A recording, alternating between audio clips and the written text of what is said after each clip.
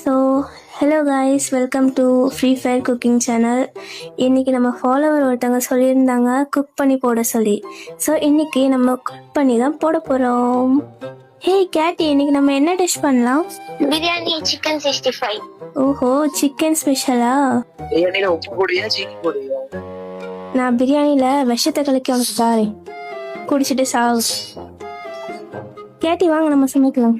TV பார்த்துட்டு இருக்கேன். டிவிலாம் அப்புறமா பாருங்க, இப்போ வந்து சமைக்க ஹெல்ப் பண்ணுங்க. சரி இதோ வாரேன். பண்ணுங்க.